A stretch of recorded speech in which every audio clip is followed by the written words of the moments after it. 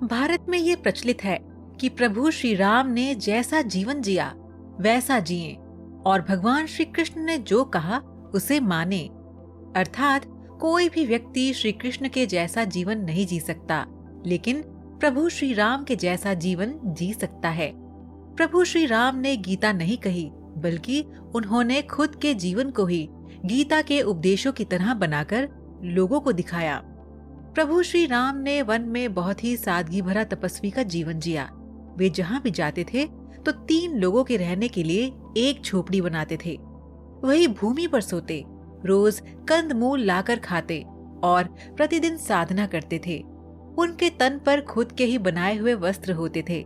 धनुष और बाण से वे जंगलों में राक्षसों और हिंसक पशुओं से सभी की रक्षा करते थे। कोई सोच सकता है कि उस काल में कितने भयानक जंगल हुआ करते थे और साथ ही उन जंगलों में भयानक हिंसक पशुओं के साथ ही हिंसक जंगली मानव भी हुआ करते थे। तो आइए आज की वीडियो में हम जानते हैं प्रभु श्री राम के आदर्श जीवन की 10। स्वागत है दोस्तों आपका हमारे चैनल समय चक्र में। एक वचनी। प्रभु श्री राम एक वचनी थे, अर्थात वे जिसे भी कोई वचन दे देते या कोई संकल्प कर लेते तो उसे पूरा करने के लिए अपनी संपूर्ण शक्ति लगा देते। रघुकुल रीत सदा चली आई, प्राण जाई पर वचन न जाई। एक पत्नी। प्रभु श्री राम ने अपने जीवन में सिर्फ एक ही महिला से प्रेम और विवाह किया। उन्होंने कभी भी दूसरी महिला के बारे में सोचा तक नहीं। माता सीता से वे अपार प्रेम करते थे और उनके बगैर एक पल भी रह नहीं सकते थे। जब सीता हरण हुआ तो वे वन वन उनकी खोज में रोते हुए भटकते रहे और जब माता सीता वाल्मीकि आश्रम में रहने चली गईं, तब श्री राम ने भी महलों का सुख छोड़कर भूमि पर शयन करना प्रारंभ कर दिया था। शाकाहार। राम ने अपने पिता को वचन दिया था। उन्होंने कहा था कि मैं 100 वनों में एक ऋषि की भांति मांस का त्याग कर 14 वर्ष कंदमूल, फल और शहद पर जीवन व्यतीत करूंगा। इसका मतलब ये नहीं है कि वे मांसाहारी थे, बल्कि ऐसा उन्होंने इसलिए कहा कि वन में अन्न की कमी होने के कारण परिस्थिति अनुसार व्यक्ति को मांसाहार को भी अपनाना पड़ता है। श्री राम कंदमूल के लिए जंगलों में जाते थे तो ऐसे भी कई मौके आते थे जबकि कंदमूल नहीं मिलते थे। ऐसे में उन्हें जो बचा है उसी में गुजारा करना होता था। परदेश में, जंगल में, मरुस्थल या कठिन प्रदेशों में जाने पर अक्सर लोगों को उनके मन का भोजन नहीं मिलता है, लेकिन मांस सभी जगह उपलब्ध हो जाता है। कहते हैं कि जंगल में रहकर लक्ष्मण तो अधिकतर दिन उपवास में ही रहते थे। जंगल में रहकर प्रभु श्री राम, लक्ष्मण और माता सीता ने कभी भी तामसिक या राजसिक भोजन को ग्रहण नहीं किया।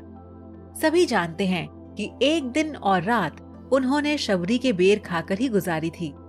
सुंदरकांड के अनुसार जब हनुमान जी अशोक वाटिका में देवी सीता को मिलते हैं, तब राम की खुशहाली बताते हैं। वे कैसे हैं, किस तरह जीवन जी रहे हैं, उनका दिनक्रम क्या है, सबका वर्णन करते हैं। वे बताते हैं कि राम ने कभी मांस सेवन नहीं किया, ना ही उन्होंने मदिरा का पान किया। हे देवी, वे हर दिन केवल संध्या समय में उनके लिए एकत्रित किए गए कंद ग्रहण करते हैं। इसके अलावा अयोध्या कांड में श्लोक निहित है, जिसका कथन भोजन का प्रबंध करने के पश्चात लक्ष्मण ने किया था।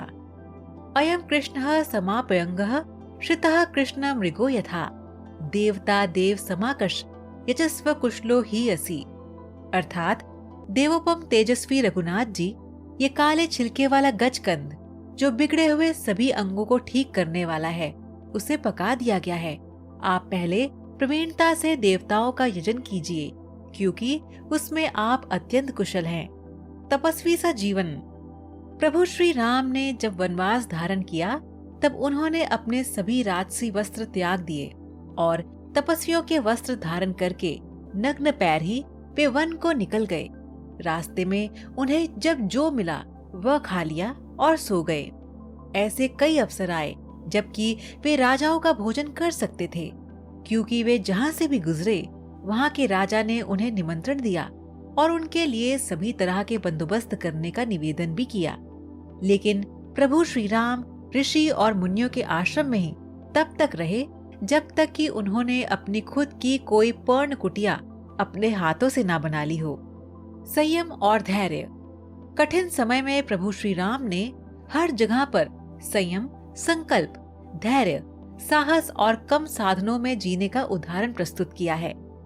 दूसरा, शत्रु से संधि करने पर, विपत्ति पड़ने पर या विपत्ति काल में उन्होंने भी धैर्य और संयम नहीं खोया। कोई सा भी निर्णय उन्होंने क्रोध में नहीं लिया, जबकि लक्ष्मण जी हमेशा क्रोधित हो जाते थे। विपरीत परिस्थिति में उन्होंने अपनी बुद्धि का उपयोग करके समाधान के बारे में सोचा, अपनी टीम से संवाद करके समाधान खोजा।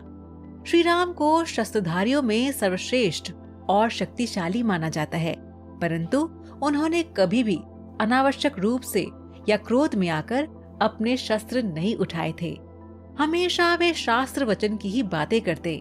प्रभु श्री राम के समक्ष कई बार ऐसे मुश्किल हालात पैदा हुए जबकि संपूर्ण टीम में निराशा के भाव फैल गए थे, लेकिन उन्होंने धैर्य से काम लेकर समस्याओं के समाधान को ढूंढा और फिर उस पर कार्य करना प्रारंभ किया। उन्होंने सीता हरण से लेकर अहिरावण द्वारा खुद का हरण और लक्ष्मण के मूर्छित हो जाने तक कई तरह के संकटों का सामना किया, लेकिन उनकी उत्साही टीम ने सभी संकटों पर विजय पाई। संकट उसी व्यक्ति के समक्ष खड़े होते हैं जो उनका हल जानता है। सफलता का रास्ता आपके खिलाफ खड़ा किया गया विरोध और संकट ही बनाता है। खुद के वैद्य। प्रभु श्री राम महल में रहे थे, लेकिन वन में उन्होंने साधुओं की तरह तप और ध्यान किया था। कंदमूल खाकर जीवन गुजारा। श्री राम, लक्ष्मण और सीता अपने 14 वर्ष के वनवास में पूरी तरह से सेहतमंद बने रहे थे। वन में वे खुद के वैद्य थे। उन्हें सभी तरह की जड़ी बूटियों का ज्ञान था और किस तरह सेहतमंद रहा जा सकता है, इसके लिए वे उपवास और योग भी करते थे। योजनाओं भरा जीवन। प्रभु श्री राम ने अपने जीवन का हर कार्य एक बेहतर योजना के साथ संपन्न किया। उन्होंने पहले ऋषि मुनियों को भयमुक्त कर उनका समर्थन हासिल किया। सुग्रीव को राजा बनाया। तमिलनाडु के तट से श्रीलंका तक पुल बनाना आसान कार्य नहीं था। वाल्मीकि के अनुसार 3 दिन की खोजबीन के बाद श्री राम ने रामेश्वरम के आगे समुद्र में वह स्थान ढूंढ निकाला जहां से आसानी से श्रीलंका पहुंचा जा सकता हो। उन्होंने नल और नील की मदद से उक्त स्थान से लंका तक का पुल निर्माण करने का फैसला किया। दूसरी ओर रावण जैसे संपन्न, शक्तिशाली और घातक हथियारों से लैस व्यक्ति और उसकी सेना से लड़ना आसान नहीं था, लेकिन श्री राम के पास योजना थी। साथ ही उन्होंने अपने साथियों से भी कई तरह की योजनाओं पर वार्तालाप किया। यदि आपके पास कोई योजना नहीं है तो आप जीवन में अपने लक्ष्य को नहीं भेद सकते हैं। लक्ष्य तभी भेदा जा सकता है जबकि एक बेहतर योजना हो जिस पर टीम कार्य कर सके। सेवा और सहयोग। श्री राम ने अपने जीवन में कई सेवा कार्य किए। उन्होंने जहाँ ऋषियों को भयमुक्त किया, वहीं उन्होंने आदिवासी और वनवासी लोगों के जीवन को सुधारने का कार्य भी किया। उन्होंने गरीब और पीड़ित लोगों की सहायता भी की। उन्होंने सुग्रीव और विभीषण जैसे लोगों को भी अभय दान दिया। शबरी प्रसंग, केवट प्रसंग और अहिल्या प्रसंग से हमें ये जानकारी मिलती है कि उन्होंने कितने लोगों का उद्धार किया था। रिश्तों का सम्मान। प्रभु श्री राम अपने माता पिता, भाई बहन के साथ ही सभी बंधु और बांधवों से प्यार और उनका सम्मान करते थे। उन्होंने अपने हर रिश्ते को पूरी शिद्दत के साथ निभाया। यही कारण था कि परिवार का हर सदस्य उनसे प्यार करता था और उनकी पीड़ा पर रो उठता था। भगवान श्री राम को प्रिय है अपने भक्त। प्रभु श्री राम ने अपने मित्र, भक्त और सहयोगियों को हमेशा सहयोग किया और उनके मन की इच्छा को जानकर उन्हें वरदान भी दिया। प्रभु श्री राम ने हनुमान जी और जामवंत को चिरकाल तक जीवित रहने का वरदान देकर कहा था कि मैं तुमसे द्वापर में मिलूंगा, और प्रभु ने अपना ये वचन भी निभाया था। आज भी श्री राम अपने भक्तों पर विशेष ध्यान करते हैं। तो दर्शकों, आज का सवाल आपके लिए ये है कि क्या आप बता सकते हैं कि दशहरे के दिन क्यों खाई जाती है जलेबी? आप इसका जवाब हमें नीचे कमेंट बॉक्स में दीजिए। हमें आपके जवाब का इंतजार रहेगा।